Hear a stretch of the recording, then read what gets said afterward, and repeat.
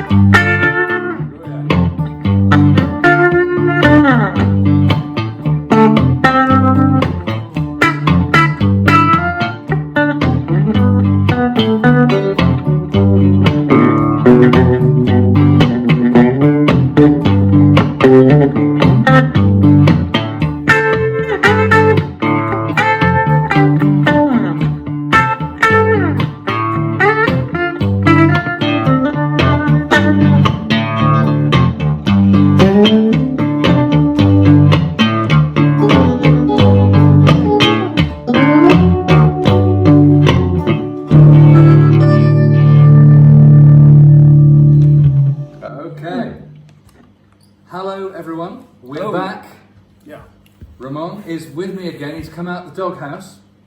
So a short leash, mind you, short leash. I promise to behave today. Hopefully, we'll keep each other. We'll keep each other in check. We are doing this video in fairly close succession to the last one we did, which is quite exciting. We are awash with some fabulous guitars today. We are with our good friend Bob. You can probably see from behind us we've got all kinds of stuff on the walls. We've got bazookas and balalaikas and bandoliers and guitars galore, and this is a proper recording studio, full mixing facilities, everything. So quite a nice luxury environment today, and some cracking guitars. I think we should go straight on with what we've got. Could we first just tell our beautiful audience what amplifiers we're playing through? Why not? Start at your side. So I'm playing a reissue, which is very rare. Only 100 of these were made. No, I'm playing that. Oh, are you? Yeah. You're playing the middle one. Okay. You crossed over. Do you want to start first? Yeah. Well. Okay. This is a reissue of the Watkins Dominator, which dominated the market back in the '60s. The whole band. I don't know. Can you see it from? We'll do a close-up. We'll do a close-up. Great little amp. I think 20 watts, and the whole band used to go through it. And it's got the most fantastic tremolo feature on it. It sounds really good. Anyway, they were really popular. Always done in two-tone colours, using the same plastic cloth that they used to put on the Dan Set record players, if anybody could remember that. And I always wanted one. And then I don't know, maybe 15 years ago, I heard about a reissue.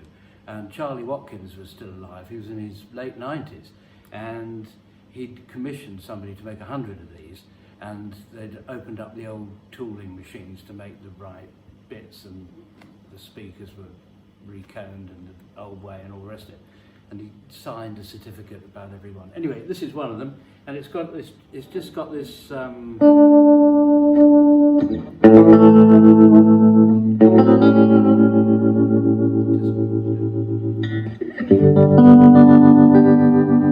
Just great. Anyway, that's that. Right, and something Bob and I, this is Bob and this is Bob. Yeah, I'm Two Bobs. Yeah. And I'm playing through a beautiful Selmer treble and bass amp. It's a 50 watt EL34 amp. And actually, my first amp that I ever bought was a treble and bass 100 watt. So it had the full EL34s. But also I find out that it's your first amp. My first amp. So we share. And it's just got a beautiful, it's very, very sparkly. Very sparkly tone. It's just beautiful.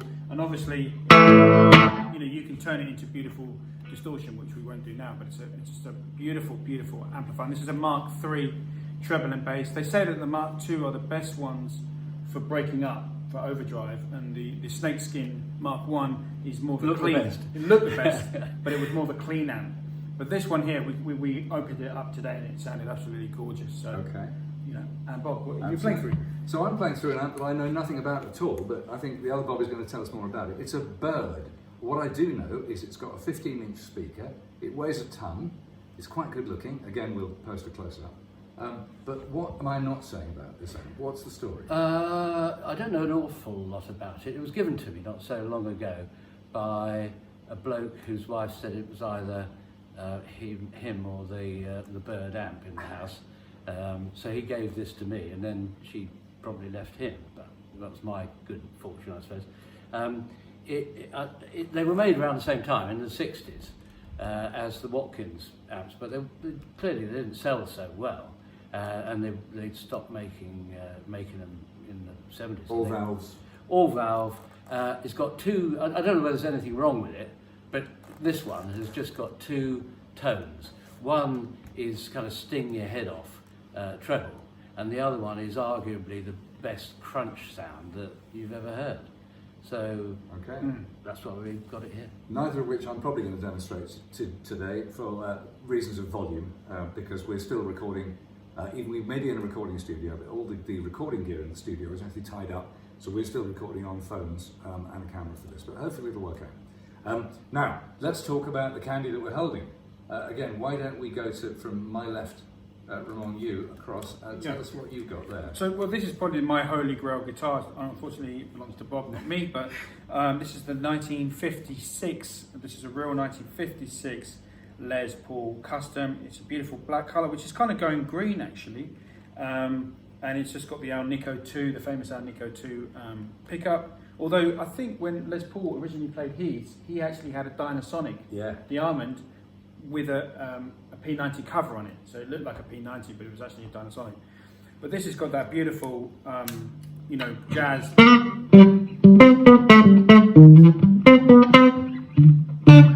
know, it's just that really beautiful neck pickup, and you've got the P90 in the bridge, and it's not too. I'd say it's about £9. Would you say, Bob? You know, it's not too heavy, and it's got the super low action with the frets. The fretless wonder. The fretless wonder, which makes it very difficult to actually to bend. You have to, you know. But that was what it was sold for. It was a jazz guitar. It was the top of the range. It was the most expensive one. It's got all this gold stuff on it. Yeah. And multiple binding. Triple, quadruple binding. And it was a jazz instrument. It's all mahogany. There's no maple cap, which of course is what made the standard sound more rock and roll and made it more popular. So this isn't quite so popular, and hence not so expensive as a Les Paul standard of the same kind of era, because you can't. It's not really a lead guitar instrument. It's a jazz instrument, but it's a great rhythm guitar for rock and roll as well. It's got some great sounds in it, but it's not really designed for the bending. It'd be such a shame to take the original frets out. So of course I haven't. And although quite a lot of people do these days, I mean, partly because even those old frets, they've worn and aged as well, and sometimes it just becomes necessary. And if you do refret one of those, most people refret them with a thicker gauge. But it's just got that, you know, even for rock and roll, you know, I'm not in tune, but it's just got a great, in the ebony board, and which is different from obviously the rosewood board. It's a different sort of sound, but it's a beautiful sound. You know, it's my favourite of the Les Paul. So next layer in the sandwich, Bob. This tell us about this. This is your favourite, the most personal guitar, isn't it? Yeah, this is a 1957 Strat. It's not all original. The body's 100% old. I've been told by somebody who knows his stuff that this is one of the 3 best Strats he's ever seen, and he's seen nearly every Strat that's come through his professional work. So was there any difference between this is a 57, right? Yeah. So from a 1954 to a 1957, were there any differences? Well, I don't think I've ever played a 54, so I couldn't tell you. I mean, this was bought for me as a 40th birthday present by my wife. And didn't they say that the neck shape was slightly different? Yeah, it's a C, isn't it? And it's small. I quite like the small neck, and it's maple, so it's got a snap to it. It's not the original it's not the original frets. These are quite jumbo frets, and this has got Lindy Frayling pickups in it because the other ones wore out. I've still got them, but they've just got something that fits.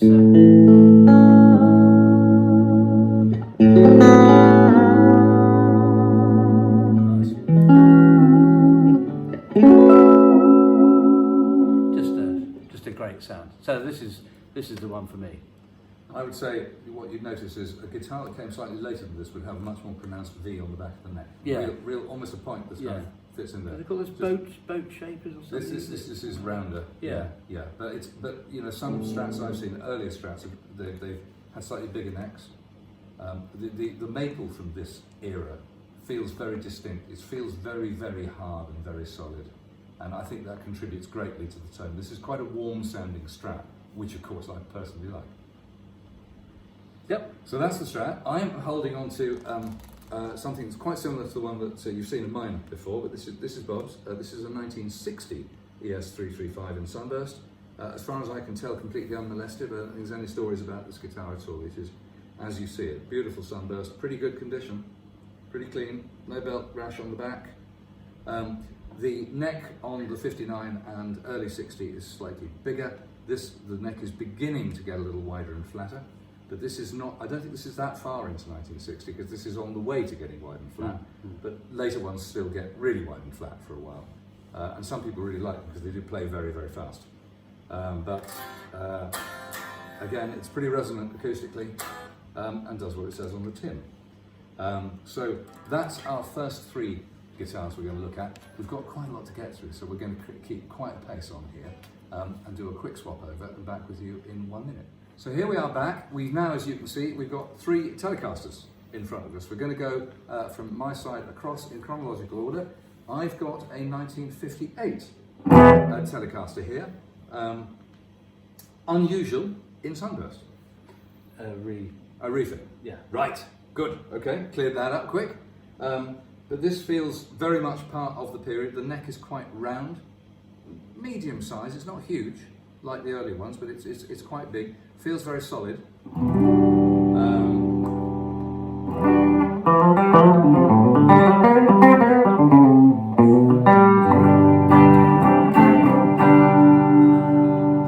Pretty nice guitar. Clues and tuners, standard pickups, standard three-way position switch. By this time on Telecasters, they'd got rid of the horrible dead-sounding neck pickup with the capacitor across it that made it sound like a bass. This is a regular modern tele setup, so it's tone and volume and a three-way selector switch. And that's, I mean, the great thing about teles is there's not much to say about them, except just have a look at them and have a play of them and see what you think. It's a pretty nice tele. I like it a lot. It's I swapped it. I got it on a swap for the only guitar I ever got rid of, which was a TV yellow Les Paul Junior. Single cut. Right. And it was a really nice guitar, the 56. Yeah, about that. Yeah. Mustard yellow, Dijon mustard colour, wasn't it? Yeah, it faded quite a lot. Yeah. And it was a really nice guitar, but it was to do with the neck, and it was the only one I really couldn't. I could get both hands around it, but you know, my technique doesn't really run to that. So I prefer just one hand on the fret, really. So I got rid of that and swapped it for this. Right. Okay. Well, interesting trade. And I mean, if you look at the value of those two respective guitars now, I'd say you're probably ahead. You're probably slightly ahead. I mean, although this is a refit, which probably diminishes its value slightly, but yeah. No, I think otherwise it's all really right. Yeah. And again, it feels quite warm and quite ringy, this one. So what have you got there? Well, this is a 1965, so it's right on the cusp of the CBS sale. Yeah. Telecaster with a factory Bigsby on it. And I always fancied a guitar with a tremolo, but I didn't really, at the time, I didn't fancy these fancy guitars with three pickups.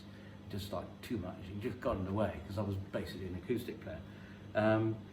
So this was my first decent guitar, and after lots of saving up and hard work and son. This was £125. Which was the going rate for that Yeah, guitar at that time? in 1972 or something like that. And I used it an awful lot for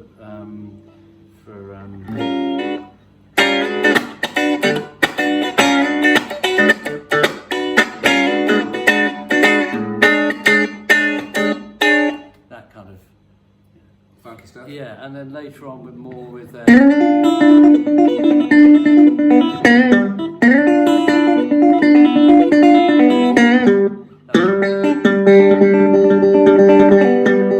that kind of country stuff, and I think people say that the tremolo is a mistake. It messes up the tone of a telly because you've got you don't get the through strings through the body. So obviously they go into the Bigsby. But it's interesting when people come play in the studio. This is the one that a lot of them just pick up and just play for. And it rings okay acoustically. It's got a nice ring to it. It does. Yeah. Now tell me, so in the 60s, most tellies were being made with rosewood necks. And so this is relatively unusual because this is a maple cap on a maple neck, as opposed to the more common in the 60s rosewood cap. And I think people, and it's also got the transitional Fender decal logo there. So this is quite, for the Telecaster collector types, who the completists who want kind of one example of every iteration. This is one of the slightly more difficult guitars to find, I think. Yeah, maybe. I wouldn't want to let You wouldn't go. want to let go of it anyway. So that's fine. It sounds good. Yeah. Sounds good. It's interesting what you say about the strings going through the body. There's a whole rabbit hole about this. Generally speaking, the more classical Telecaster does have the strings going through the body, but again in the mid-60s, for a while, probably due to a production economy, they actually started taking the strings through the back of the ashtray tailpiece instead. And there's a whole world of people out there who've got those who actually swear by that. Mm-hmm. I think it's fair to say that it sounds different, but I think it's quite unfair to say that one sounds better or worse. Just different. So moving on to you. Well, I've got the 1972 thin line with the full range pickups, which as you know, I love the thin line tellies because you've got that kind of acoustic sort of sound. This one's nice and bright, isn't it? Yeah. That's a Telecustom thin line, isn't it? It's a Telecustom thin line, and it's got the different types of the sort of second type of saddles. Yeah, quite different to that. Yeah. That's just, let me get this right, 'cause I'm not quite sure about this. That's the Telecaster Deluxe had one single coil and one full range, and the Custom had two, I think. Yes. I hope I haven't got it the wrong way around, but Sounds about right to me. and they were introduced, I think, in '72. Those. Yeah, and it's a one-piece neck with a skunk stripe, and it's quite a chunky neck with the D shape. You've got some shoulders here. Yeah. But it's not too. It's manageable, and you've got the bullet truss rod and the 3-screw. joint 3 here. bolts. 3-bolt. That's interesting because obviously most Strats around that time went onto the 3-bolt, but I'd heard that quite a lot of tellies stayed on 4. Now that might be regular tellies stayed on 4, and these ones went to 3. Yeah, because this was seen as an improvement because you could tilt. You had a little screw which would tilt the neck. Yeah. Because what Fender were doing, they were putting shims in Yeah. to get the right action, and so this was seen as an improvement. But of course, a lot of people say that if you create a bit of an air pocket there, you're going to get less connection between the super body and the neck. I think some people find sometimes the necks just move slightly side to side, the way they don't with a 4-bolt. But again, it's the luck of the draw. Some do, some don't. Well, a lot of people use it as a tremolo effect, don't they? Yeah. Yeah. But this is so that's the neck.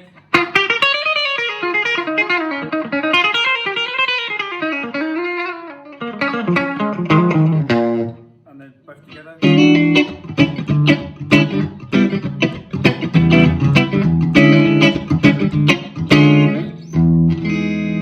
So it's a very good tone. It's really interesting because that it still sounds like a telly. It's bright and sharp and cutting, but it's got the fatness and body of humbucker pickups. I don't know much about these. Well, these are Seth Lovers, aren't they? He designed them after he left Gibson, but they sound great. So in other words, the guy who was designing them at Gibson came over and... Was it there was some kind of metallurgy, zircon, I can't remember the name of it, which they stopped making. They couldn't get hold of this supply of this component they needed to make the screws. Right. But Fender now have actually, they've got hold of this compound or whatever, and they are now making these pickups again as they were originally. Right. Oh, really? You know, which, I mean, the best person to listen to for this guitar is a guy called Tab Benoit, who's a Louisiana bluesman, and he just literally plays one of these, one cable into the amp, super reverb or something, and full blast, and you'll get, it's a beautiful sounding breakup. So a couple of points of detail, one positive, one less so for me, my taste. These pickups, they have adjustments. You can adjust the tilt of the pickups as well as the height, because they've got four adjustment screws, which I think is a great thing. I think every humbucker shaped pickup should come with at least 3 adjusting screws, because that way you can get the tilt of the damn thing right. So I think that's a real big positive. The less positive thing is I can see even from here that the finish on that neck is very thick. You can see it riding right up between the frets. And so that looks like a pretty poly neck to me. Yeah, I think in a hot room, in a hot room, if you've got sweaty hands, it's going to be. But you know, you kind of forget. You know, when you're playing this, you forget about this. Obviously, if you see Tab Benoit, he's completely taken. You know, years of playing. He's worn the neck and maybe that could be the reason for his amazing tone. Okay. But you know, I think when you're playing this machine, you quickly forget that it's caked in. Now you love tele thin lines from around about this period. Yeah, I do. Yeah. But typically the more conventional tele configuration. Yeah, how do you find this? You like this? No, I love this. I think this is a wonderful sounding. These pickups are amazing. They really are amazing. You know, they sound fantastic, especially with overdrive. Right. They really work well with overdrive. Okay. All right. Bit of like high-end country zing or something. Yeah, you know. Or even harder. I mean, obviously, you know, if you've got a fear of the treble, you know, but if you take that treble off, you know, with the cap.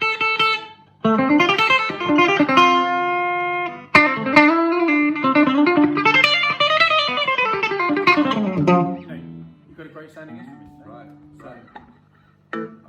Good. 100% love this. Yeah. Excellent. So, ladies and gents, that's the tellies. We're going to move on because we've got wave after wave to come yet.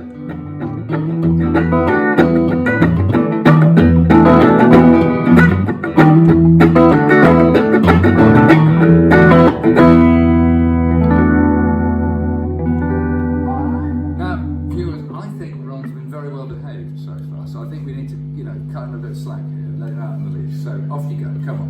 Okay, so first of all, Bob, go for it. What year is this? I think it's 58. 58. Something like that. It's in mint condition. So I owned a Supro Sahara. So the company I think that was making these, maybe on behalf of National, was Supro. Yeah. Because they were all pretty much the same design, which was kind of a plastic fiberglass body. So Rezo glass. Rezo glass. You can't get it right. With a gasket. But if you open these up, all you'll find is just one bit of wood going this way, and I think you've got another bit of wood holding the whole thing together that way. So pretty hollow. Yeah, balsa wood. So it's actually pretty disappointing. Can you take your master volume down, because we've got a bit of hum. Oh, let me read it. Not for me. That's me. So, okay, fine. So these are very, very simple guitars, but this is in exceptional condition. It looks like a brand new guitar. It does. You've got probably a Brazilian rosewood, I'm guessing, little bridge here. And you've also got, what's interesting about this, you've also got a Piazza, an early Piazza. Yeah, probably one of the first. Bridge. So you've got an acoustic option here on here, which doesn't particularly sound very good, because I'm going to just demonstrate that now. It sounds actually awful. I mean, maybe in the right context. It sounds like early Kings. Yeah. So, which you probably want to use a normal pickup, which is a single coil pickup here, which actually sounds very, very good. Actually, it's got a nice, it's got a zero fret there, and it's got a very nice rosewood board. It's just very, very well done. It's very good quality. The beautiful sort of Art Deco design, the National And it feels like it's not heavily lacquered. I think this is a nitro finish, which is very thin because on my particular guitar, before I sold it, I'd worn away part of the finish just from playing it.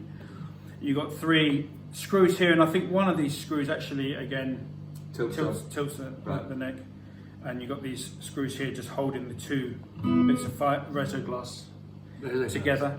Please. But yeah, it's just a very beautiful, iconic design, and obviously the guy from the White Stripes played the red one. Made them famous. Yeah, you know that, did you say this? They're called Map of America.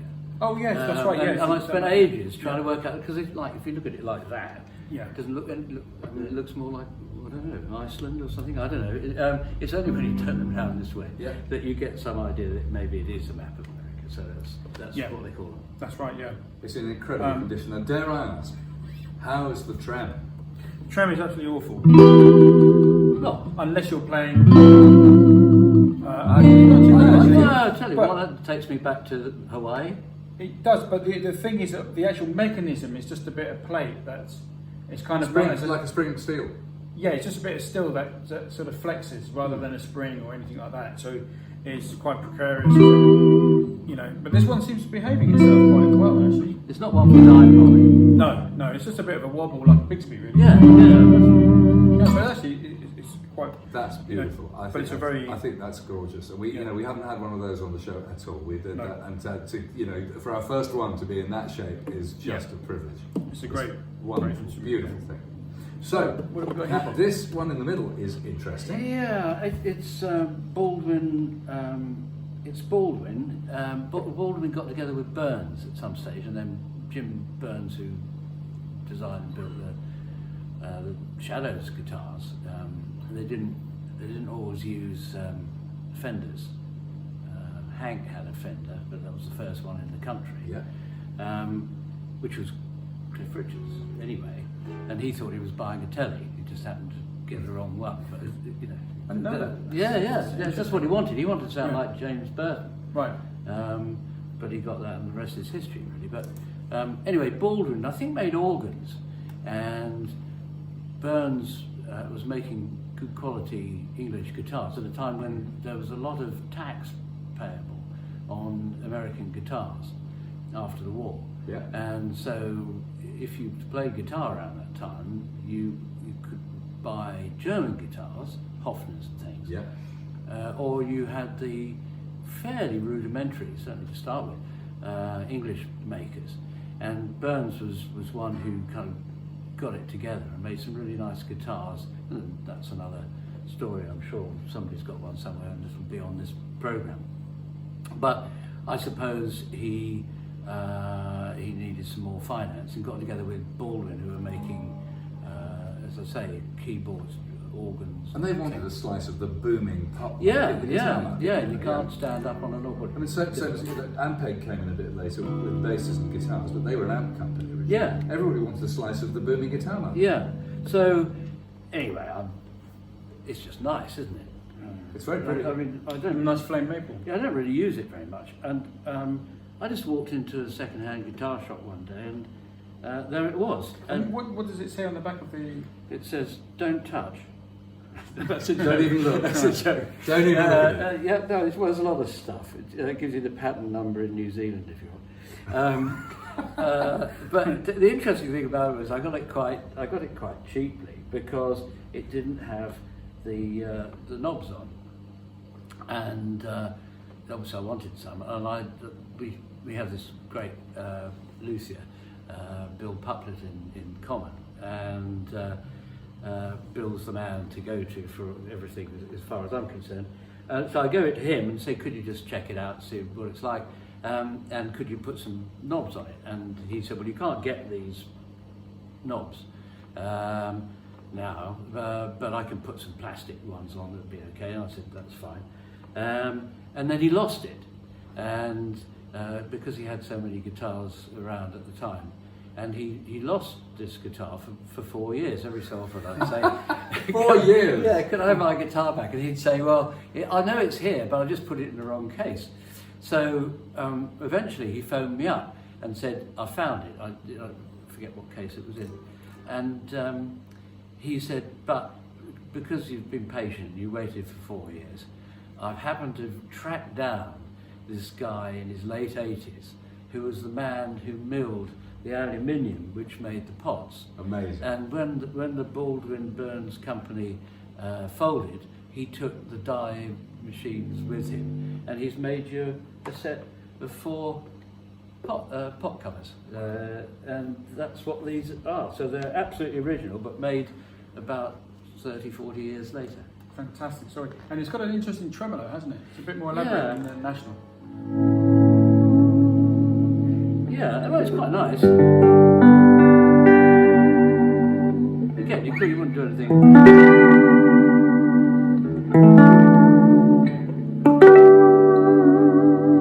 But it gives a wobble. That's all you want. Do we know anything about the pickups on this?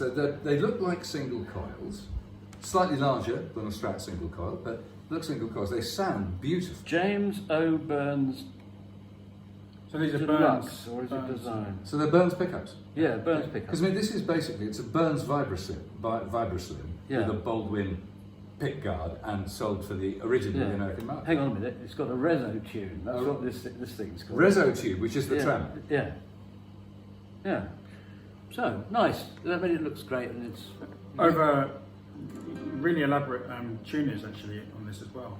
Really nice, chunky, effective. And a huge volute on the back of the neck as well. You can have huge volute. You turn the amp up and it makes a lot of noise. A huge volute. Even more volutes. My volute goes up to 11. One thing about guitars at this time is Gretsches were famous for this. They were hugely over-engineered. They had the kind of heavy and interesting and often unique, knobs and trams and all the rest of it. This guitar, we talked about the knobs. They're unique probably to this guitar. You've got this reso tube trem on the back end, these big pickup surrounds. There's a lot of over-engineering in this guitar, and it gives it a real, like an expensive car from the 60s, maybe an Aston Martin or something. It gives it that kind of over-engineered, heavy, high-quality feel about it, and the finish on this guitar is beautiful as well. Yes, it is slightly over-engineered and slightly heavy. I mean, it's not one to sling around stage or smash. I mean, it just doesn't feel like that's how it should be treated. I mean, maybe no guitars made it was to be probably like quite, in its way, it was probably quite a deluxe model at the time. Yeah, I think Big Jim Sullivan must have played it. Or something. Yeah, that kind of, Yes. But Richie Blackmore not. No, and definitely not Pete Townsend. So what have you got there, Bob? Okay, so talking of slightly strange and over-engineered things, I've got a very peculiar thing here. It's a Moserite. Now this is a Moserite from either the late 60s or the early 70s. 64. 64. Earlier than I thought. Right. It's in incredible condition. I'm attached to it by a strap, so I'll just get rid of that so I can move it around a bit more. It's basically a 335-ish shape, but it's got a resonator device in it. So it sounds like a thin-bodied resonator guitar. The full. It's a single cone, but it's got a metal bridge on the top, and it's got 2 Moserite pickups, but they look a bit like DR and Dynasonics, but they're not. Yeah. But they look a little bit like it. Pickup selector switch for these 2 pickups, volume and tone, and that's it. Pretty recognisable Moserite neck, quite round, quite narrow. It's got a volute, hasn't it? And it's got a huge volute on it.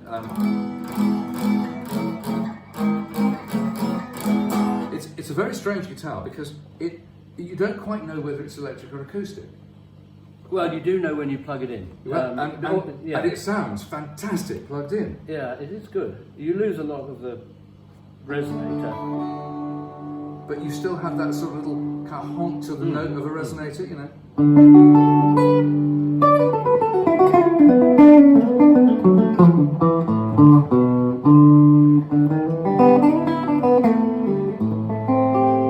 Especially kind of chords down there.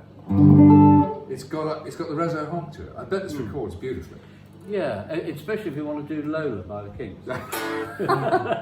Other songs are available, ladies and gentlemen. 3-belt neck, belted on. I'm not sure about the tuning machines. They look quite generic, but they're probably the ones Moserite used at the time. You have another Moserite. Are they similar or different? Do you remember? We'll have a look in a minute. Yeah. 2-piece neck. Is it a 2-piece neck? Yes, it is. You can see the seam down the middle. a very nice piece of maple, very stable. 0 fret, which was a Mosrite signature. Metal nut. Not sure what metal it is. It looks like it could be machined steel even. It's silver and it's still very bright. Tiny truss rod cover. And it's got both the Moserite and the Dobro brand names on the headstock. Because obviously it's a composite of both. It's a pretty unusual guitar. In fact, one thing I just noticed that all these guitars, have 0 frets. Yeah. So they do. Yeah. Yeah, how interesting. Yeah. As a matter of interest, just an aside, the amount of time I spend on getting the height of the nut slots on my guitars right with nut files, and of course remember, if you overdo it, you've screwed it up. You've got to replace the nut, or at least fill it with filler, because otherwise the string buzzes like a sitar. But all the Gibsons and the Fenders, they don't have these 0 frets. If you have a 0 fret on the guitar, it takes away all this problem immediately. The action on the first fret is as good as the action on the second and third and fourth. And I think a 0 fret on a guitar is a really, really good idea from a playable point of view. I agree, yeah. Especially if you have your nut slot cut too high, particularly when you're playing the third string, plain third string, and you're playing the major note and an E chord, right? I'm pushing it.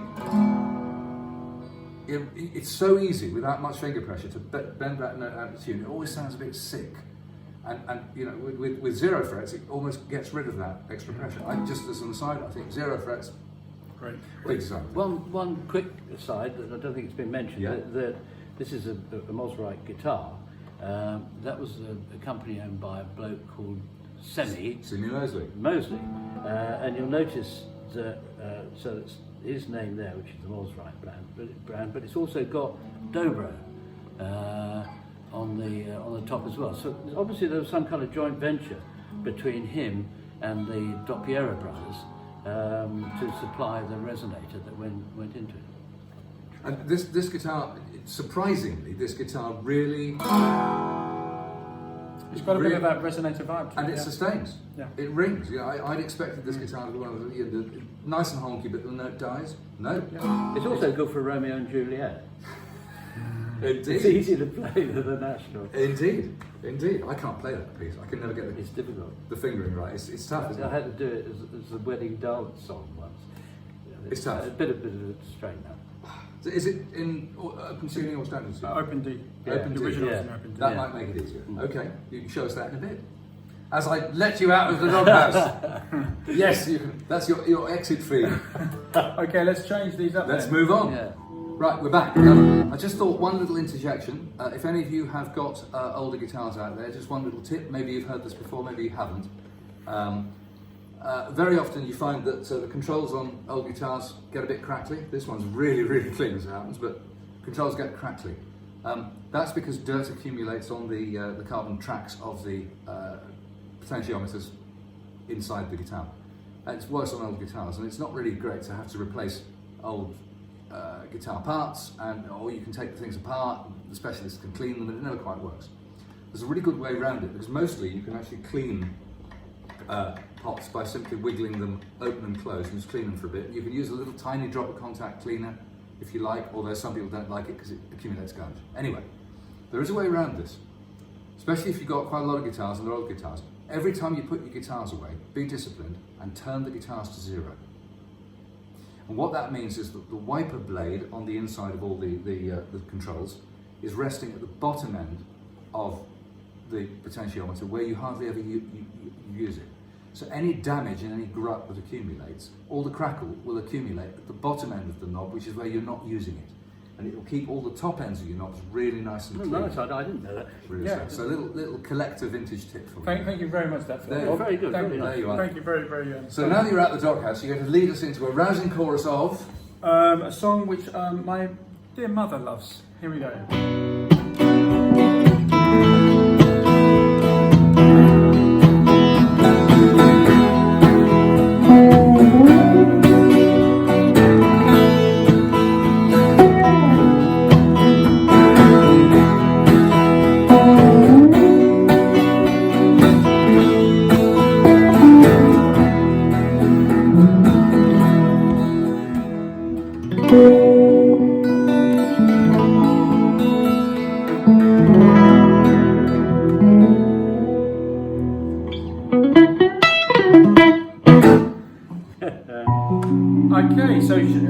Well, if I start off here, I'm going to need your help, Bob, on this one. But Yep. this model is 6120 and it's a beautiful guitar. It's got pickups. Filtertrons. Tron pickups. It's got lots. Two, It's, sir. it's got 376 knobs and dials, Counting. which all do lots of interesting things. And what's really nice, this is my one sort of criticism about the modern Japanese remakes, which are very good. They're excellent, and Bob loves them. But the actual finish on these older Gretsches is so thin, and it just seems more kind of resonant. I'm just sure that I don't know if the Japanese reissues would resonate as much, guys. I don't know what you think, but I doubt it. It's really thin yeah, and brittle. it's really thin. Very big F holes on that. Yes. Like, that's a 56. Six. Right. Yeah. But it's actually, 612, yeah. a lot of people say that the Gretsch workmanship is not as good as Gibsons and so forth, but this is very intricate. Well, That's it was good. designed specifically so you could get your plectrum out easily Right. when it falls inside. Which is a bit of a big issue, really, isn't it? It is. Especially when you've got all the wiring that they've got in there.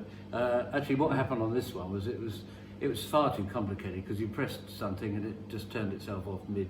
Actually, you know these things are 56. It's got to be a very late 56 because you've got the thumbnail markings on the side of the neck. That's 57. You've got filtertrons which weren't introduced until that 57. So All right, so 56. it might be 57. I would call that the Gretsch 6120 Chet Atkins Bewilderer because it has no less than 7 three-way switches on it, and so this is a guitar that it's not so much easy to get lost on as virtually impossible to find your way on. Well, Chet was a producer, wasn't he? So he was used to fiddling around with those. But the other thing is that Gretsch famously changed the configuration of their guitars almost every production run. So, so one of them would have had 5 switches, another one 4 knobs, another one 7. I've never seen this many switches on I mean, not even on a white Falcon, I don't think I've seen this many switches. Well, it's just one more, isn't it? It's just one more. It goes to one Yeah. more, but God knows what they do. But anyway, You've had what- them bypassed. Yeah, what happened was I took it to Bill and said I can't really play this because I'm always turning it off. And he said he hadn't seen any wiring like this, so he made a pattern of I think the schematic's probably inside there somewhere, and he turned it into the regular wiring that's on the Brian Setzer Classic. Right. So you get that kind of But sound. it's a great playing guitar. It's a great playing guitar. I mean, essentially, these are kind of cowboy jazz guitars. Yeah. My 16th note. As cowboy jazz goes, that sounded quite 10 years after. Well, the neck is absolutely Coming home. incredible. Lovely, isn't it? The neck is just to die for. Just the right shape. Do you find that? Yeah, I really like it. And also, it's got one massive advantage over every other guitar, and that is it smells the best of any guitar, especially in the case. The case is really smelly. Yeah. Fantastic. So what do you have here, Bob? Well, we're doing Gretsches. This is a bit odd. I don't know how many there are of these around. This is Gretsch 12-string.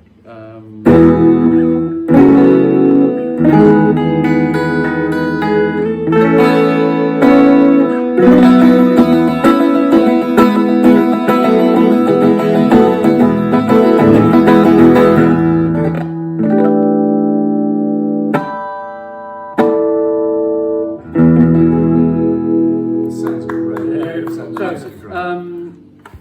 So it's great. Not so many switches, Merciful. and there's a string missing from the top, but it wasn't like that when I bought it. So nice guitar, and it makes a change from the kind of more usual Rickenbacker 12-string sound. Actually, what's quite nice is I've done quite a lot of recording with this, just playing acoustic and recording. It's got a big sound, hasn't it? Yeah. So if you play that against maybe an electric Ricky or something and put the two together, it's a really nice sound. Right, okay.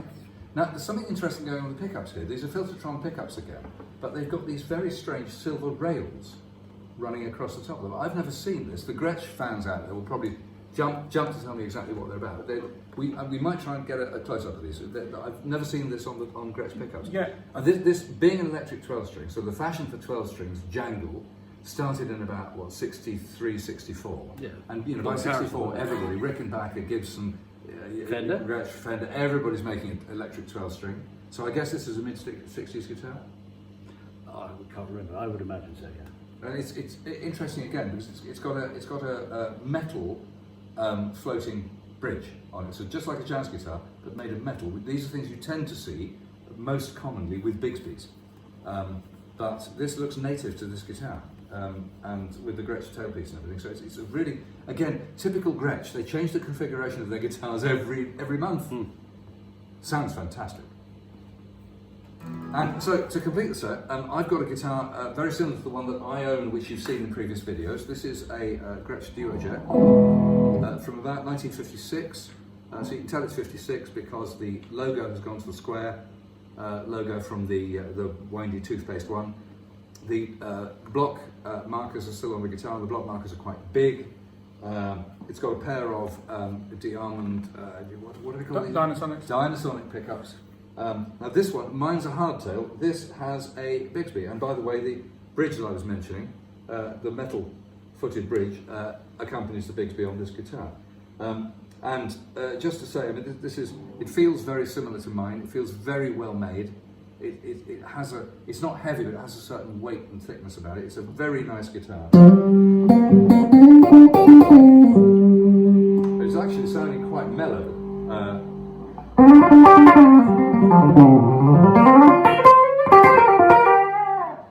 I'm not supposed. I don't think this guitar was designed to be made to play like that. But these guitars are actually quite good for sort of alty blues type stuff, and they sit somewhere between a Fender and a Gibson for me. A very flexible guitar. I love playing it. George Harrison's first big guitar, wasn't it? Yeah. So all the early Beatles stuff was done on something like that. On a Duo Jet, absolutely.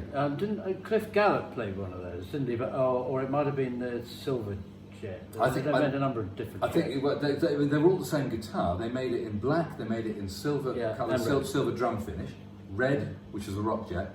And I saw one the other day. I've never seen this before. This was a double cut, so later from 1961, and it was a Chet Atkins.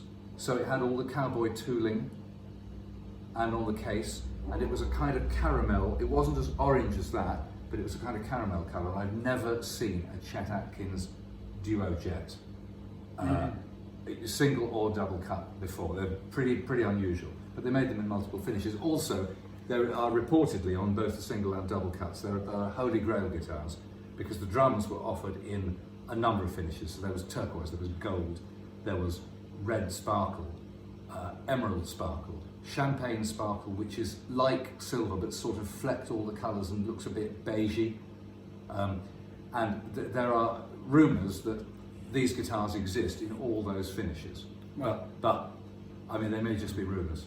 You know, for example, at the moment there's a shop in London that's got a gold Firebird 5 from 1964 there, and the price is stratospheric. It's fantastic. But actually that's fair because nobody can find another one anywhere.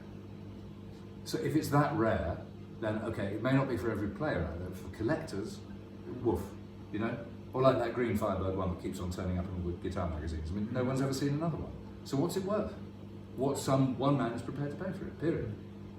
One more comment on that guitar is that they made a lot of them with a fixed Bigsby, Yes. which is one to avoid. Well, you'll get it cheaper if you buy it, because I think that's what Cliff Gallup had. It played in Gene Vincent's band, and Jeff Beck did an album of covers of Cliff Gallup's stuff, which is fantastic, called Crazy Legs. So it's really worth checking that out. Wonderful non-Jeff Beck type player. But I think he did that with a fixed Bigsby. So you kind of, your arm is, you can't move yourself around much because it's fixed in and you keep banging. You're right. It's literally like imagine fixing that in position there, and it's there all the time. The one thing about these fixed Bigsbys is great though, is that the movement they give to the vibrato. That movement is, with a fixed Bigsby, the connection you have between your hand and the string tension is much stronger, and they do feel fantastic to do vibrato on. But the problem is you've got this damned arm here all the time when you don't want it as well as when you do want it. Hey, but there you are. So those are three really tasty 60s, well 50s and 60s Gretsches. Nice to see these kind of guitars again. You know, like we did in the last video with Guilds. You don't see these guitars out in company that much. So Well, not good company. Not good company like us. Hey. So let's cap this off with one last flush of amazing guitars.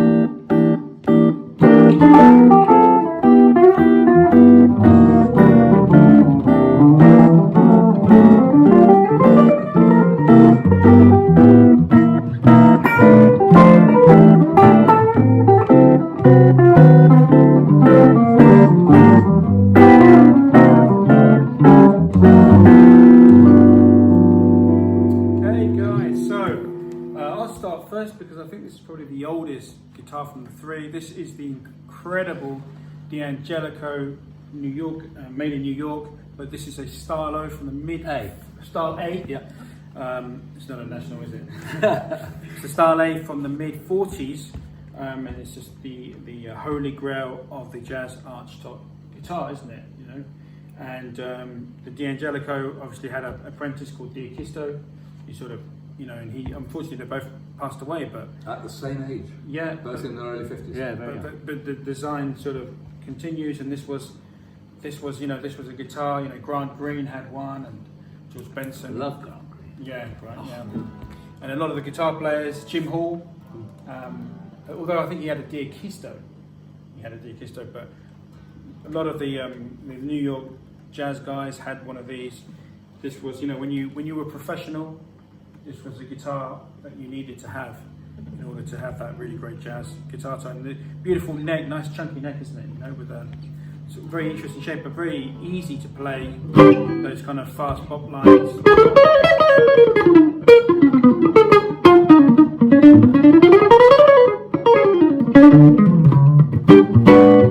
And just an effortless guitar. Notice that you have round wounds, which are really nice on this, I think. Yeah, you've got to do it properly, and that's what it needs. It's D'Angelico was a very, very distantly related. In other words, it was a long time related to the Stradivari family of Italy, you know, making Stradivarius violins. And it's obviously something in the blood or the soul or whatever. Yeah. This was his cleanest, cheapest, the Style A. He only ever made 1,400 guitars, and apparently when he finished carving the top of each guitar, he knew so well what the shape of the curve was on the top, that he didn't need to refer back to anything else to carve the bottom of the bridge, because he just knew it. He understood it. He understood the guitar, and he just would carve that, and it would fit perfectly on the top. It's got a diamond. The rhythm tube. Is it a rhythm tube? Yeah. It comes with a very kind of cumbersome three-piece thing, volume thing that you kind of bung the lead through into the body of the guitar, and it's not very satisfactory. So I had that changed, and just a little thumb wheel put under there. But I've got the other bit. I haven't thrown it away. But it's really nice. I bought it from a guitar shop on Staten Island, unseen, and I just, as soon as it came up, I just thought that was the one. Yeah. And when it arrived, it was.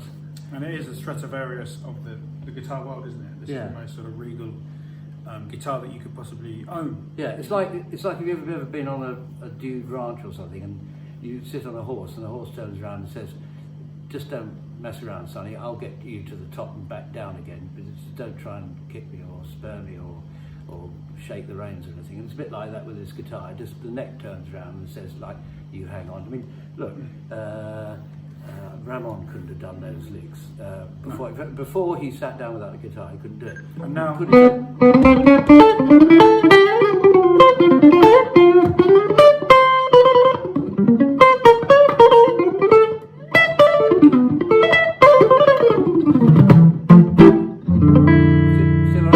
what I mean? So anyway, you had your burst on that, and go back to playing 12 bars and.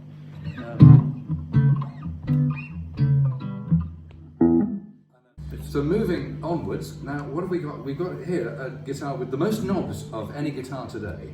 Well, other than the one that... the Gretchen had more switches.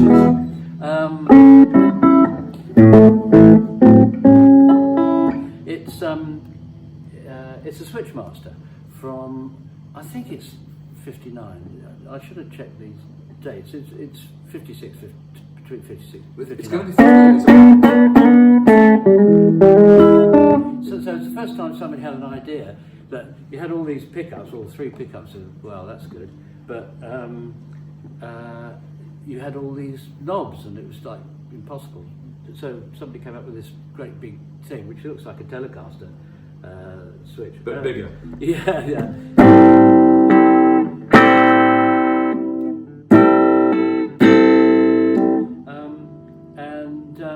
It was designed really to be an early rock and roll guitar. I think. I think the Chuck Berry one, if I'm right, is a thin line version of this. Yeah.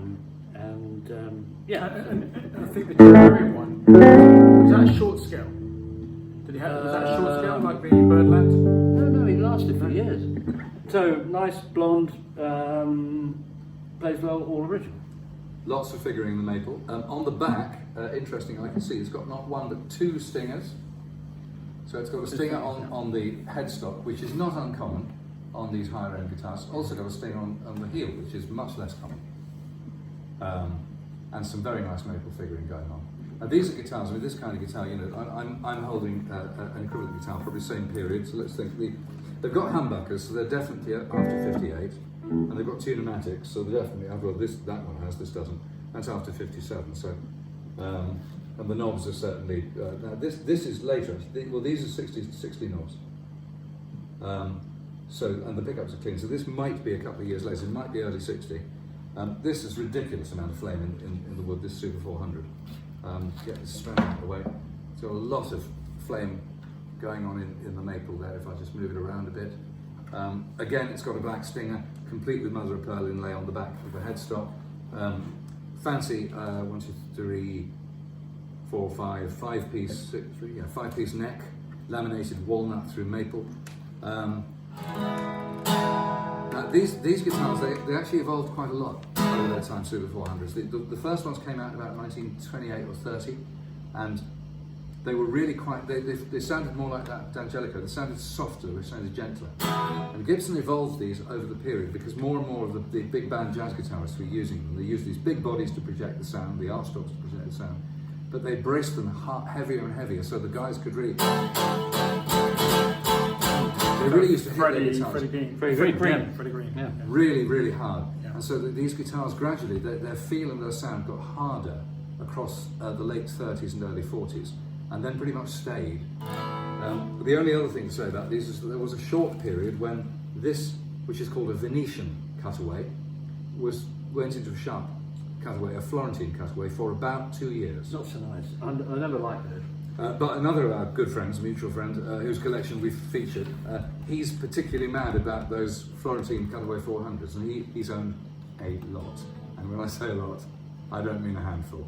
I mean buckets full. Anyway, it's again, some of these guitars I find quite dead. This one's very lively, nicely balanced. Yeah, it's a lovely guitar. You'll notice it hasn't got a pickguard on it. True. And the reason is, that they're relatively rare in that condition, is that the pickguard was covered in something or other. It wasn't tortoiseshell, whatever it was made of. Early celluloid. And it gives off this noxious gas. And if you leave them in the case, you come back to find all the strings have rotted away, and all the metalwork, all the gold stuff is gone. Yeah. So, on Bill's advice, I took it off. You still got it though? Yeah, it's in the case. Right. I think the case has disappeared now as well. So this is quite a departure for us. We haven't featured too many jazz guitars so far. We've got 3 pretty jazzy guitars here, albeit a jazz guitar, and a early rock and roll coming out of jazz guitar. But 3 better examples, you know, these big wide-bodied things you couldn't hope to get in one place at once. Just fantastic. Yeah. What do you think? It's beautiful. This is, for me, it's just playing a D'Angelico is really would be the highlight of any sort of jazz guitarist, you know, career. I think. Yeah. You said it was like cooking. Well, and your cooking. Well, the breakfast, the dulce de leche breakfast. But yeah, I mean, you know, if you can't, it's kind of like a grown-up guitar, and therefore, you know, you really need to play the beautiful chords and the beautiful melodies and.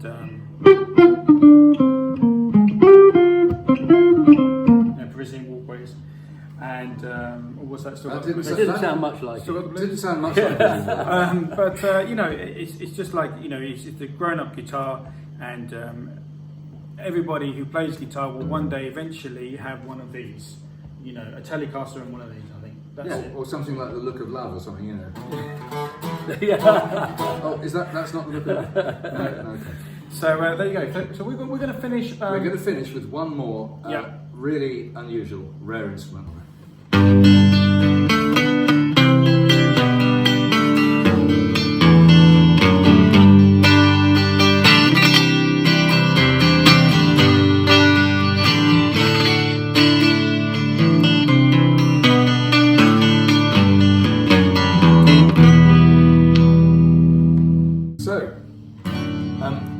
Finishing up, because we've really saturated you with guitars today of all different kinds, fantastic guitars. This one we thought we'd finish with. It's got a bit of a crunchy input jack. So I'm just going to, yeah. So, right. It's just a Rickenbacker 12 string, you think? Well, yes it is and it isn't. It's got several things that are quite important about it. It's about 1967, right? 67, yeah. Which is pretty much the heyday for Rickenbacker 12 strings. They were made really well in those days. The necks on these things are fantastic. This has got 2 things going on about it that make it very special. The first thing is it's not a 360 12, which is the standard semi-acoustic one like the black one I have. It's a 366. It has this thing called a comb converter. And what this thing does is it's got a series of 6 hooks that slide across under the strings and then lift up and pick up and pull away and mute all the octave strings. So it converts the guitar from a 12 string to a 6 string. Actually it doesn't, it doesn't at all. What it does is convert this guitar from a 12 string into an O string. Yes. Because it breaks every string that you hit, which is why it didn't last, you see. But you can see this here. Look. It's a wonderful piece of mid-60s American engineering design. You could do your hair, do your quiff with it, it's perfect, you see. But in other respects, it's not terribly useful. So I don't think people use them really and take them off. But anyway, it's on here and it doesn't make any, it doesn't mess it around. It doesn't get in the way. It doesn't get in the way because it's here. I'd never worry about it. Second thing is obviously the Rickenbackers, unlike the Gretsch we've just seen, Rickenbacker reversed their stringing on the octave strings, so the second, third, fourth, and fifth string. Rickenbacker 12 strings have the low note above on top, whereas most 12 strings have the low note at the bottom. Now I've actually reversed the stringing on mine because I prefer the conventional 12 string stringing, but this is strung correctly for a Rickenbacker, which is bass note nearest the sky, treble note nearest the floor. So that's that. But the most significant thing about this guitar is the colour. So this is what's known as Burgundy Glow. So Rickenbacker called their Sunburst, they called it, what do they call it? Sunburst, for goodness sake, I forgot. Fire glow? Fire glow, of course, fire glow. Black they called jet glow, and so on. They've got various other glows, but this is Burgundy Glow, and it's a non-transparent burgundy colour. It's very, very rare. Occasionally a Burgundy Glow Rickenbacker from this period will show up, but I wouldn't imagine there are very many 360 12s or 366 12s at all. This is a very unusual guitar. So, really great. Fantastic. I notice that you often go to the middle position, all the pickups on. The guitar has a stereo output, so you can put it into 2 amps. It sounds madly good through 2 amps. These are my favourite, the Iconic 12 string. This is a really great example. It's in very good condition too. So we thought we'd wrap up with that. We hope you've enjoyed today's video. It's likely to be slightly fractured. It's going to be quite long because there's so many guitars. There's so much great stuff here. But you know, obviously thanks to Ramon, who's been let out of the doghouse, but mainly I'm going to let the last word to our host here, Bob. Yeah, thanks, and it's been a great pleasure, up to a point, to be with these guys. So I hope you enjoyed it. It's goodbye from Bob. Yeah. It's goodbye from Bob, and that's too long, so we're going to call you Bob. Bob and Bob. Cheerio, until next time. Bye.